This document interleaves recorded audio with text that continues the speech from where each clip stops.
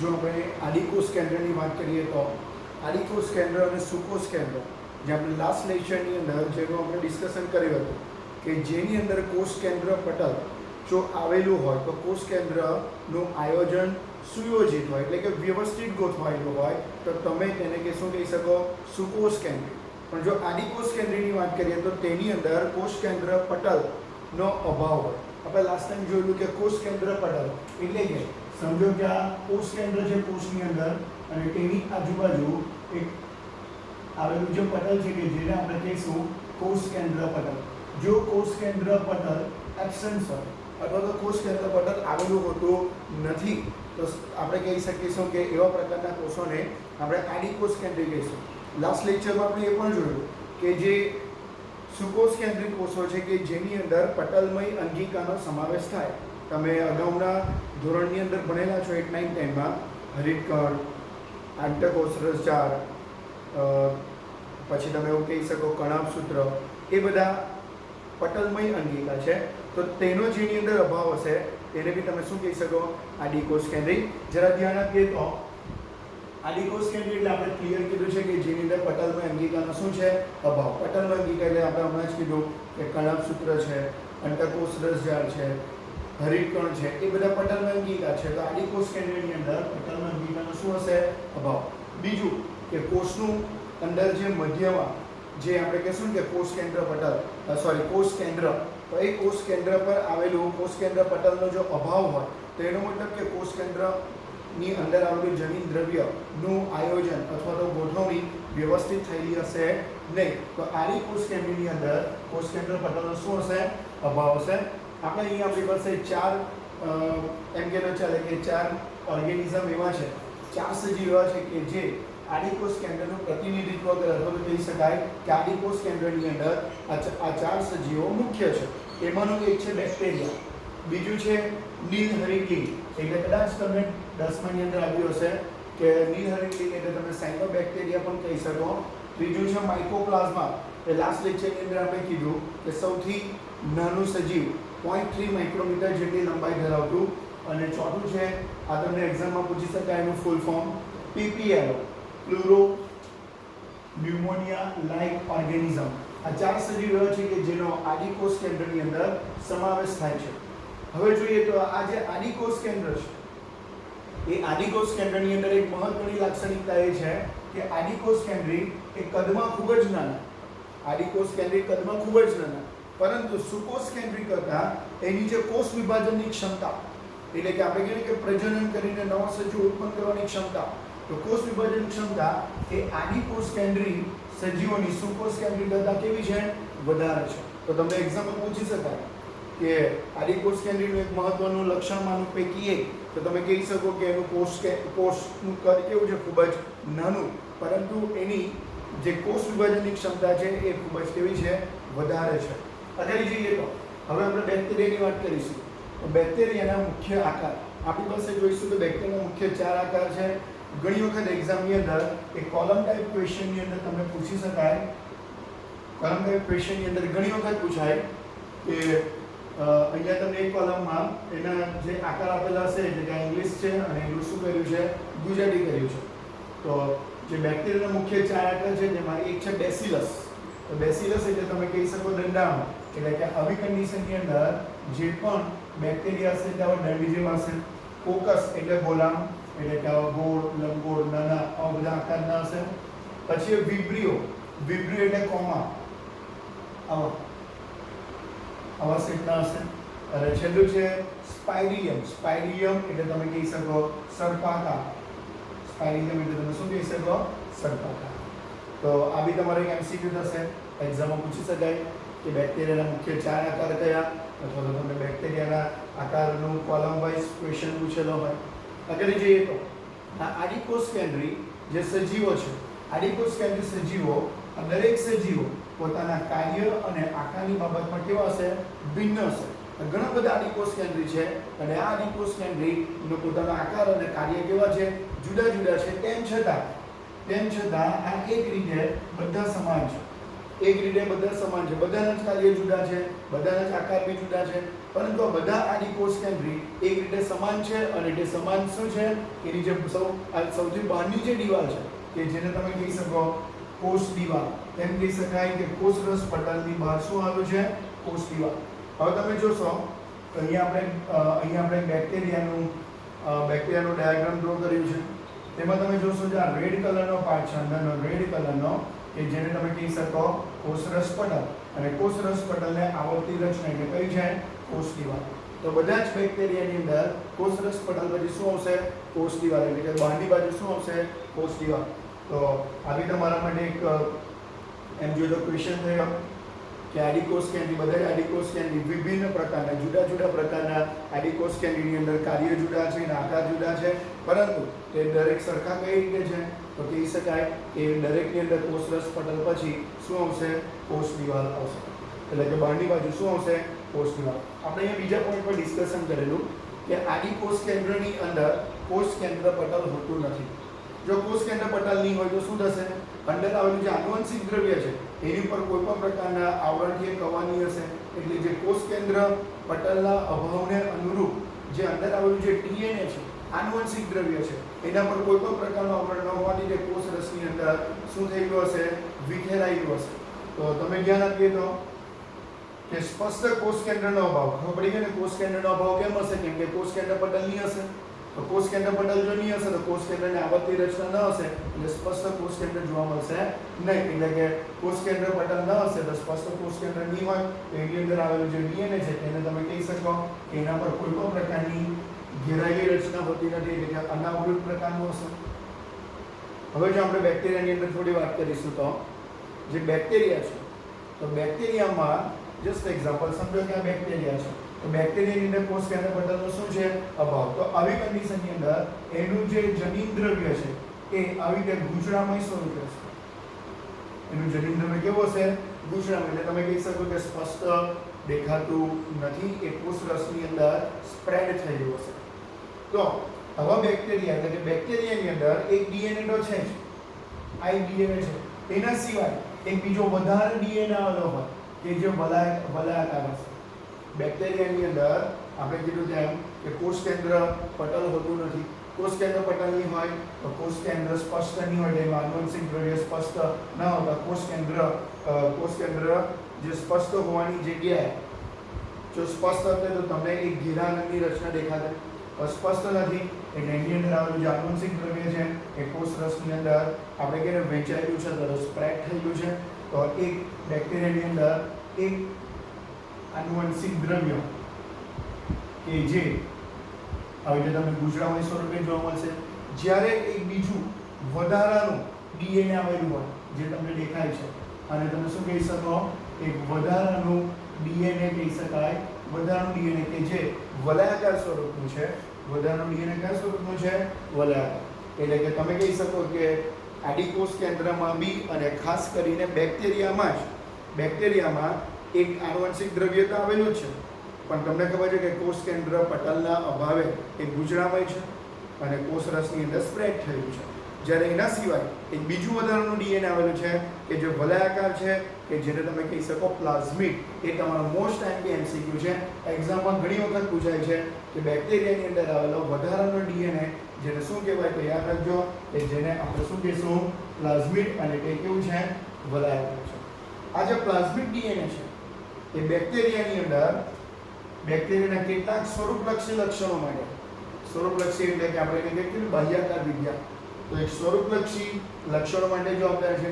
Even પ્રતિજૈવિક સામે પ્રતિરોધ. પ્રતિજૈવિક એટલો મતલબ એ થાય કે કેટલાક બેક્ટેરિયા વિરુદ્ધ આપણે કહીએ એન્ટીબાયોટિક્સ, પ્રતિજૈવિક દ્રવ્યો કે જે બેક્ટેરિયાને મારી નાખે, તો તેના માટે એટલે કે તેને પ્રતિરોધ અથવા તો તેના સામે અટકાવવા માટે, તો તેના સામે રક્ષણ આપવા માટે પણ કોણ જવાબદાર છે? પ્લાઝમિડ જવાબદાર છે. અને ત્યાર પછીનો જે એક પોઈન્ટ છે એ આપણને 12માની અંદર આવશે કે જે પ્લાઝમિડ ડીએનએ છે એ બેક્ટેરિયામાં બાહ્ય ડીએનએ સાથે રૂપાંતરણને સંચાલિત કરે. તો એના ઘણા બધા એક્ઝામ્પલ છે, પણ એ આપણે 12મામાં જોઈશું. ઇન શોર્ટ તમે એવું કહી શકાય તો ચાલે કે આપણે કહી શકાય ને કોઈ રિકોમ્બિનેટ સજીવ બનાવો. રિકોમ્બિનેટ સજીવનો મતલબ શું થાય?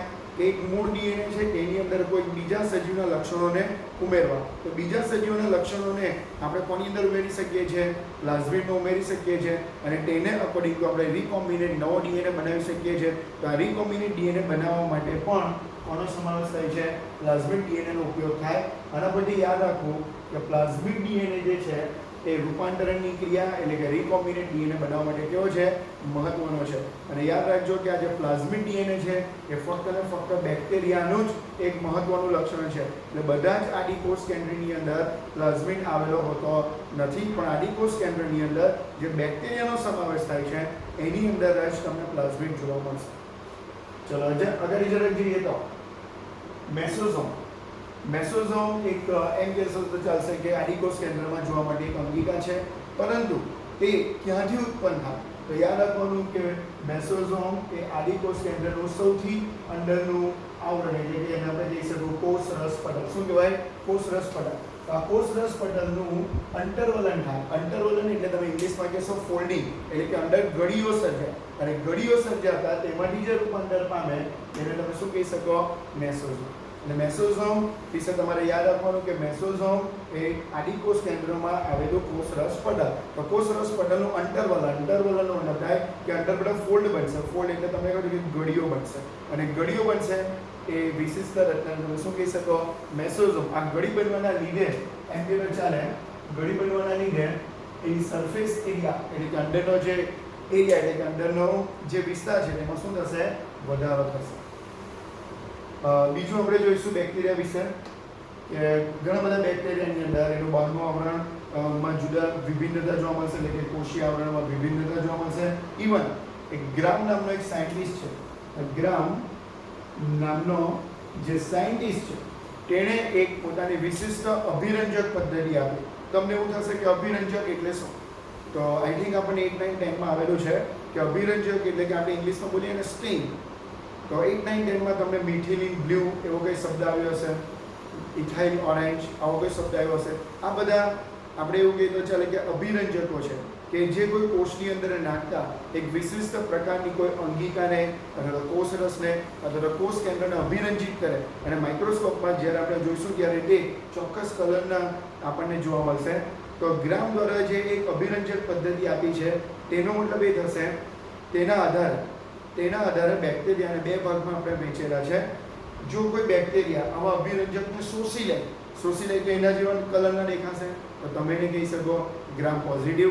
જ્યારે કેટલાક બેક્ટેરિયા એવા છે કે આવા ચોક્કસ પ્રકારના અભિરંજકને શોષી શકતા નથી, તો તમે એને કહી શકો ગ્રામ નેગેટિવ. તો બેક્ટેરિયાને આપણે એના કોષીય આવરણની ભિન્નતા અને ગ્રામની અભિરંજક પદ્ધતિના આધારે બે ભાગમાં વહેંચી છે. જો કોઈ બેક્ટેરિયા એ અભિરંજકનું શોષણ કરી શકે તો એને કહેવાશે ગ્રામ પોઝિટિવ બેક્ટેરિયા, અને જો કોઈ બેક્ટેરિયા અભિરંજકનું શોષણ ન કરી શકે તો તમે એને કહી શકો ગ્રામ નેગેટિવ બેક્ટેરિયા.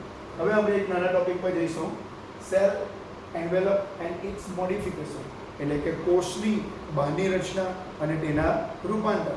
તો આપણે અહીંયા જોઈશું, આપણે હજુ પણ આદિકોષ કેન્દ્ર પર જ છે, આદિકોષ કેન્દ્ર, અને તેમાં પણ આપણે જોવાનું છે કે બેક્ટેરિયા. તો આદિકોષ કેન્દ્રમાં આપણે કહ્યું કે બેક્ટેરિયા આદિકોષ કેન્દ્રનું પ્રતિનિધિત્વ કરે, એટલે બેક્ટેરિયાનો સમાવેશ આદિકોષ કેન્દ્રમાં થાય છે. અને યાદ રાખજો કે બેક્ટેરિયાની આજુબાજુ શું આવેલું છે? એક જટિલ કોષીય આવરણ, જે તમે અહીંયા જોઈ શકો છો કે બેક્ટેરિયાની આજુબાજુ એક જટિલ કોષીય આવરણ. તમે જોશો તો આ સૌથી બહારનું લેયર છે પહેલું, પછી એની અંદર આ બીજું લેયર છે અને આ ત્રીજું લેયર છે. તો તમે કહી શકો કે જે આદિકોષ કેન્દ્રની જે બેક્ટેરિયા છે તેનું જે કોષીય આવરણ છે એ કોષીય આવરણ એ કેટલા સ્તરનું બનેલું છે? 3 સ્તરનું બનેલું છે. આ 3 સ્તર સંયુક્ત તરીકે કોનું કામ કરી શકે? રક્ષણાત્મક કાર્ય કરતું હોય. તો હવે જોઈએ તો જે સૌથી બહારનું એટલે કે આ જે લેયર દેખાશે એ સૌથી બહારનું છે અને તેને તમે શું કહી શકો? ગ્લાયકોકેલિક્સ. એટલે આપણે કહ્યું કે આદિકોષ કેન્દ્રનું એન્વેલપ એટલે કે બહારનું જે આવરણ છે એ 3 સ્તરનું બનેલું, અને એ 3 સ્તરનું બનેલું તેમાં સૌથી બહારના આવરણને તમે શું કહી શકો? ગ્લાયકોકેલિક્સ. પરંતુ યાદ રાખજો કે જુદા જુદા બેક્ટેરિયાની અંદર આ ગ્લાયકોકેલિક્સની બંધારણ અને તેની જાડાઈ કેવી છે? જુદી જુદી છે. કેટલાક બેક્ટેરિયાની અંદર આ ગ્લાયકોકેલિક્સનું જે આવરણ છે કેવું છે? શિથિલ. બરાબર છે? કેટલાક બેક્ટેરિયાની અંદર આ ગ્લાયકોકેલિક્સનું આવરણ કેવું છે? શિથિલ એટલે થોડું ઢીલું અથવા તો ચુસ્ત રીતે જોડાયેલું ન હોય તેવું, તો તેવા આવરણને તમે શું કહી શકો? કેટલાક બેક્ટેરિયામાં આવા ગ્લાયકોકેલિક્સના આવરણને શું કહેવાય? શ્લેષ્મસ્તર. પણ કેટલાક બેક્ટેરિયાની અંદર આ ગ્લાયકોકેલિક્સ જે સૌથી બહારનું આવરણ છે એ કેવું છે? જાડું અને કેવું છે? મજબૂત. તો તેવા આવરણને તમે શું કહી શકો? કેપ્સ્યુલ. તો તમને ખબર પડી ગઈ હશે કે આદિકોષ કેન્દ્રીય કોષની અંદર જે એન્વેલપ છે, જે એનો બહારનું જે આવરણ છે, 3 સ્તરનું બનેલું, એમાં સૌથી બહારનું જે આવરણ છે તેને તમે શું કહી શકો? ગ્લાયકોકેલિક્સ. અને એ દરેક બેક્ટેરિયાની અંદર ગ્લાયકોકેલિક્સનું બંધારણ અને તેની જે જાડાઈ છે એ કેવી છે? જુદી જુદી છે. જો આપણે વાત કરીએ તો કેટલાક બેક્ટેરિયાની અંદર આ જ ગ્લાયકોકેલિક્સનું આવરણ એ શિથિલ સ્વરૂપે હોય તેને શ્લેષ્મસ્તર કહેવાય. કેટલાક બેક્ટેરિયાની અંદર આ જ આવરણ જો જાડું અને મજબૂત હોય તો એને કેપ્સ્યુલ્સ કહી શકાય. હવે આપણે જોઈશું ગ્લાયકોકેલિક્સની અંદર આ બીજું આવરણ એટલે કે વચ્ચેનું, એટલે કે આ સૌથી બહારનું અને આ વચ્ચેનું. તો સૌથી બહારનું ગ્લાયકોકેલિક્સ હતું, એના પછી કોનો સમાવેશ થશે? કોષ દિવાલનો સમાવેશ થશે. કોષ દિવાલનો આકાર નક્કી હોતો નથી, એ ડિપેન્ડ કરશે આદિકોષ કેન્દ્રીના આકાર પર ડિપેન્ડ કરશે, એટલે કોષ દિવાલનો આકાર નક્કી હોતો નથી. ઇવન આ કોષ દિવાલ એ મજબૂત બંધારણ ધરાવે.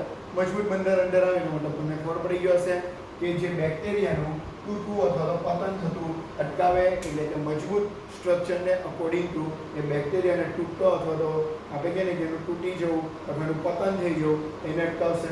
સૌથી અંદરનું લેયર કે જેને તમે કહી શકો, સૌથી અંદરનું લેયર કે જેને શું કહી શકાય? કોષરસ પટલ. યાદ રાખજો કે કોષરસ પટલ એ અર્ધપ્રવેશીલ પ્રકૃતિનું છે. અર્ધપ્રવેશીલ પ્રકૃતિ એટલે શું થશે કે કેટલાક દ્રવ્યને પોતાના અંદર આવવા દે અને કેટલાકને આવવા દેતું નથી, તો તેને તમે કહી શકાય અર્ધપ્રવેશીલ પ્રકૃતિ. ઇવન કે અંદરના કોષરસ સાથે સંપર્કમાં છે અને એમ કહીએ તો ચાલે કે એનું જે આદિકોષ કેન્દ્રનું જે કોષરસ પટલ છે એ સુકોષ કેન્દ્રી જેવું જ છે. એટલે કે આદિકોષ કેન્દ્રી અને સુકોષ કેન્દ્રીની અંદર કોષરસ પટલનું બંધારણ કેવું હશે? સરખું જોવા મળશે. એટલે જો આપણે આદિકોષ કેન્દ્રનું બહારનું જે આવરણ છે તેની વાત કરીએ તો એ બહારનું આવરણ 3 લેયરનું બનેલું છે. આ સંયુક્ત રીતે રક્ષણાત્મક કાર્ય કરશે. સૌથી બહારના લેયરને તમે ગ્લાયકોકેલિક્સ કહી શકો.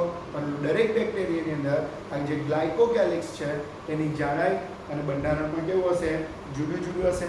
કેટલાક બેક્ટેરિયાની અંદર તે શિથિલ સ્વરૂપે ગોઠવાયેલું હોય તો શ્લેષ્મસ્તર કહેવાય. કેટલાક બેક્ટેરિયાની અંદર તે મજબૂત રીતે ગોઠવાયેલું હોય, જાડી રચના અને મજબૂત હોય તો તમે એને શું કહી શકો? કેપ્સ્યુલ્સ કહી શકો. ત્યાર પછી આવતું જે લેયર છે કોષ દિવાલ છે, એ કોષ દિવાલનો આકાર નક્કી હોતો નથી, પરંતુ તે મજબૂતાઈ માટે જવાબદાર છે કે જેની મદદથી બેક્ટેરિયાનું પતન અથવા તો તૂટી જવાનું અટકાવી શકાય. ત્યાર પછી આવ્યું છે કોષરસ પટલ. કોષરસ પટલ આપણે હમણાં જ કહ્યું કે મોસ્ટ ટાઈમ બેક એમસીક્યુ છે કે જે સુકોષ કેન્દ્રીનું જેવું બંધારણ હોય કોષ કેન્દ્ર પટલનું તેવું જ આદિકોષ કેન્દ્રની અંદર કોષરસ પટલ જોવા મળે. તેની પ્રકૃતિ અર્ધપ્રવેશીલ પટલની છે. અર્ધપ્રવેશીલ પટલ એટલે કેટલાક દ્રવ્યને અંદર જવા દે, કેટલાને જવા દેતું નથી, અને તે એમ કહેતો ચાલે કે અંદર આવેલા કોષરસના સંપર્કમાં હશે.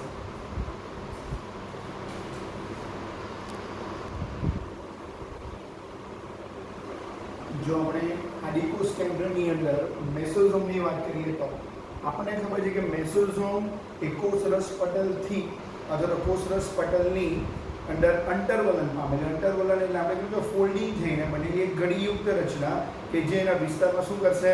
વધારો કરશે. જો આપણે મેસોઝોમની વાત કરીએ તો મેસોઝોમ એ કોષરસ પટલથી વિસ્તૃતીકરણ પામેલી રચના. વિસ્તૃતીકરણ એટલે તમને ખબર હશે ફોલ્ડિંગથી બનેલી રચના, ફોલ્ડથી બનેલી રચના કે જે સરફેસ એરિયામાં શું કરશે? વધારો કરશે. તે એક પટલમય રચના છે. આ જે મેસોઝોમ છે, આ મેસોઝોમમાંથી આપણે કહેતો ચાલે કે કોષરસની અંદર કેટલીક કુટિકાઓ, કેટલીક નલિકાઓ અને કેટલીક પટલમય રચનાઓનો શું થશે? સમાવેશ થશે.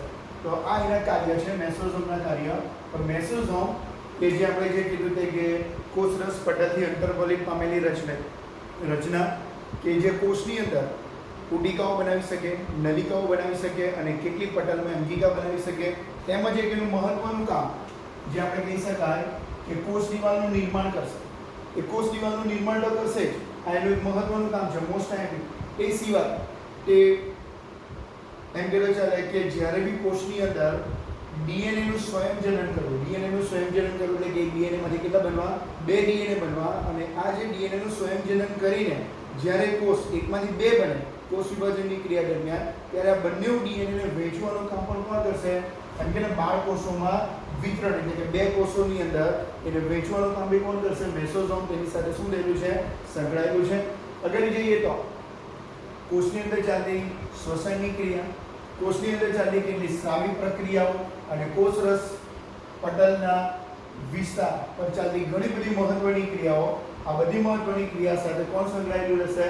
મેસોઝોમ. કેમ અહીંયા લખ્યું છે કે કોષરસ પટલના સપાટીના વિસ્તારમાં ચાલતી ક્રિયા? તમને ખબર છે કે આ મેસોઝોમ છે એ કોષરસ પટલમાંથી ઉદ્ભવેલી રચના છે. તો એ કોષરસ પટલની સપાટી પર ચાલતી મહત્વની ક્રિયા સાથે પણ શું થયેલું છે?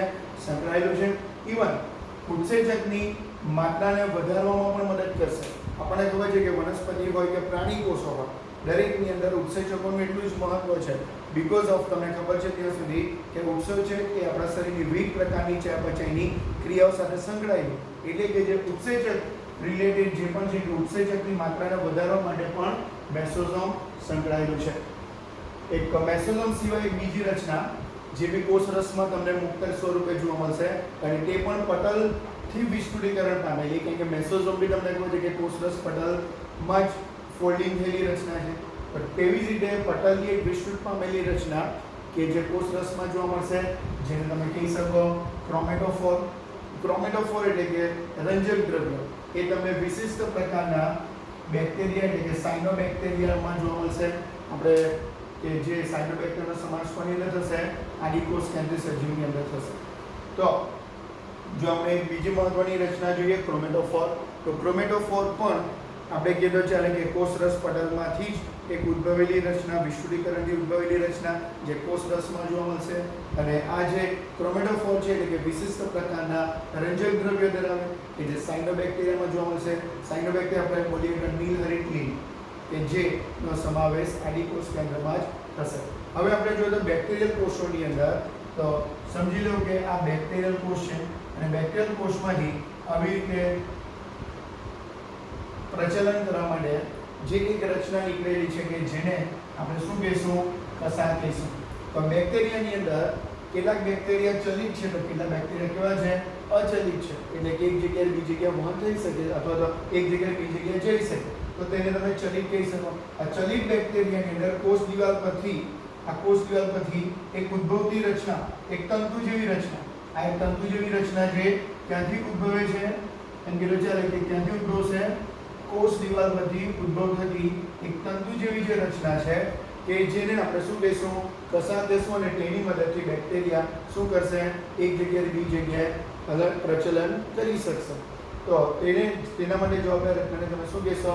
કસાય. એટલે કે બેક્ટેરિયાને આપણે 2 પાર્ટમાં ડિવાઈડ કર્યા છે, ચલિત અને બીજું અચલિત. અચલિતનો મતલબ ખબર જશે કે તંતુ જેવી રચના એટલે કે કસાય ઉદ્ભવતી નથી, ત્યારે ચલિત એટલે તમે કહી શકો કોષ દિવાલ પરથી ઉદ્ભવતી તંતુ જેવી રચના કે જે એને પ્રચલનમાં મદદ કરી શકે કે જેને તમે શું કહી શકો? કસાય. જુદા જુદા બેક્ટેરિયાની અંદર આ કસાયની રચના અને તેની સંખ્યા પણ કેવી હશે? જુદી જુદી હશે. એટલે તમે કહી શકો કે દરેક બેક્ટેરિયાની અંદર એક કસાય હોતી નથી, કોઈમાં 1 હોય, કોઈમાં 2 પણ હોઈ શકે. એટલે કે કસાયની આપણે એવું કહીએ તો ચાલે કે સંખ્યા પણ દરેક બેક્ટેરિયાની અંદર કેવી હશે? કે જુદી જુદી હોઈ શકે. આ જે કસાય છે એ 3 પાર્ટમાં ડિવાઈડ છે. કસાય કેટલા પાર્ટમાં ડિવાઈડ છે? 3 પાર્ટમાં. તો એનો સૌથી નીચેનો ભાગ કે જ્યાંથી એ ઉદ્ભવે છે, એનો સૌથી નીચેનો ભાગ કે જ્યાંથી એ શું થાય છે? ઉદ્ભવે છે.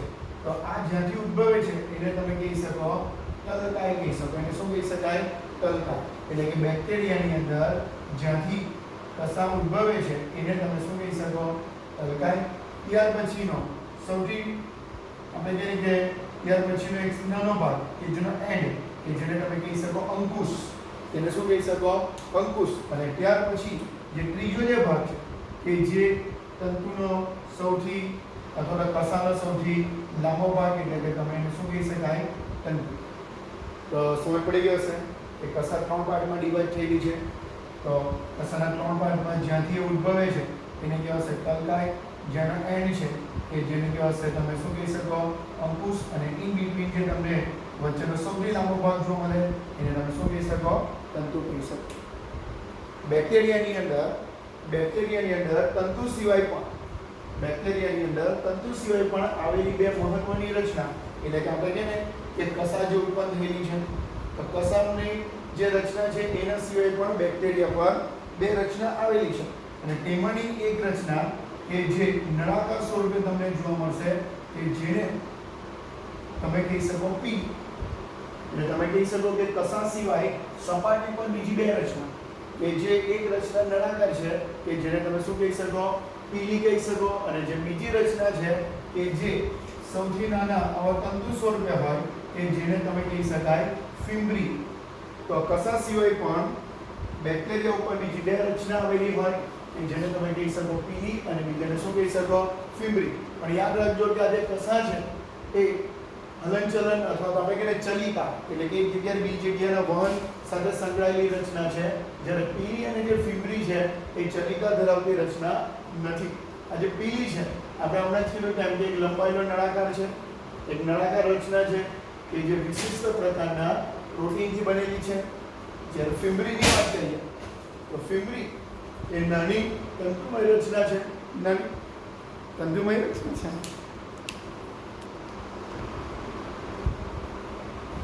બેક્ટેરિયાની અંદર કસા એના ચલિકા સાથે, એટલે કે એક જગ્યાએ બીજી જગ્યાએ વહન સાથે સંકળાયેલી છે. એના સિવાય પણ બીજી બે રચના આવેલી છે, પીલી અને ફિમ્બ્રી, જે ચલિકા સાથે સંકળાયેલી નથી. આ જે પીલી છે એક નળાકાર જેવી રચના છે, નાના નળાકાર જેવી રચના જે વિશિષ્ટ પ્રકારના પ્રોટીનની બનેલી છે. જ્યારે ફિમ્બ્રી છે એ નાના તંતુમય રચના છે. અને આનો ફિમ્બ્રીનો ઉપયોગ એમ કહેવાય ચાલે કે જ્યારે પાણીનું વહેણ થતું હોય, બરાબર, અથવા તો જ્યારે આ બેક્ટેરિયા કોઈ માધ્યમમાં વહન થતા હોય, ત્યારે કોઈ પથ્થર છે અથવા તેની આજુબાજુની કોઈ સપાટી છે અથવા તો કોઈ યજમાન છે એની સાથે ચોંટવામાં શું કરશે, અથવા તો એની સાથે ચીકવવામાં શું કરશે, મદદ કરશે. હવે આપણે જોઈશું રિબોઝોમ.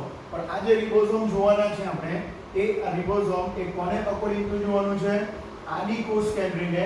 બીકોઝ ઓફ કે આપણે આગળ ભણ્યા તે પ્રમાણે જે રિબોઝોમ છે એ આદિકોષ કેન્દ્રી અને સુકોષ કેન્દ્રી બંનેમાં જોવા મળશે. પણ આપણે જે હમણાં રિબોઝોમ જોવાના છે એ કોને અનુલક્ષીને જોવાનું છે, આદિકોષ કેન્દ્રી ને આદિકોષ કેન્દ્રી રચનાને અનુરૂપ જોવાનું છે. એન્ડ ઇન્ડ્યુસન્સ બોડીઝ, એટલે કે બીજી સમાવિષ્ટ રચનાઓ. જો આપણે આદિકોષ કેન્દ્રી કોષની અંદર જો રિબોઝોમની વાત કરીએ તો તે કોષરસ પટલ સાથે સંકળાયેલી રચના, કે જેનું કદ આદિકોષ કેન્દ્રીમાં જેનું કદ 15 નેનોમીટર, એટલે કે 15 નેનોમીટરથી 20 નેનોમીટર જેટલું એનું કદ હશે. આ રિબોઝોમ પોતાના બે યુનિટ ધરાવશે, બે યુનિટ એટલે કે બે એકમોનું બનેલું હશે. જે 50S એટલે કે મોટો યુનિટ અને 30S એટલે શું હશે, નાનો યુનિટ હશે. આ જે S છે, S નો મતલબ થશે સ્વીટબર્ગ.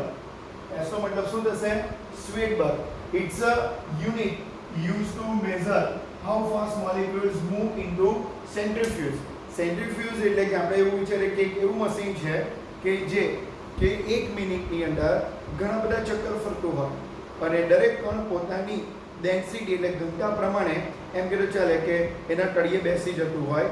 તો આપણે કહી શકાય કે દરેક આ જે મોલિક્યુલ્સ છે એ પોતાના સેન્ટ્રીફ્યુજ મશીનની અંદર એની ફરવાની જે ક્ષમતા છે, એટલે કીધું કે measure how fast molecules move into centrifuge, એટલે સેન્ટ્રીફ્યુજની અંદર એની જે મૂવ થવાની જે ક્ષમતા છે એના આધારે આ સ્વીટબર્ગ યુનિટ છે.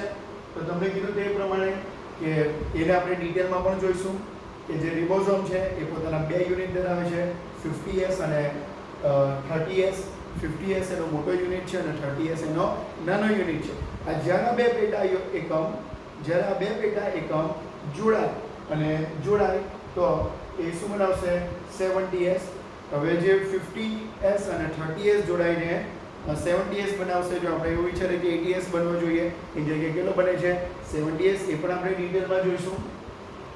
ત્યાર પછીના જે ત્રણ ટોપિક છે, ત્યાર પછી આપણી પાસે બીજા બુકની અંદર બી છે ત્રણ ટોપિક કે જે અકોર્ડિંગ ટુ 12 સાયન્સને અકોર્ડિંગ ટુ છે, પણ એને આપણે થોડી સમજવાની ટ્રાય કરીશું. રિબોઝોમ એ પ્રોટીન સંશ્લેષણનું સ્થાન છે.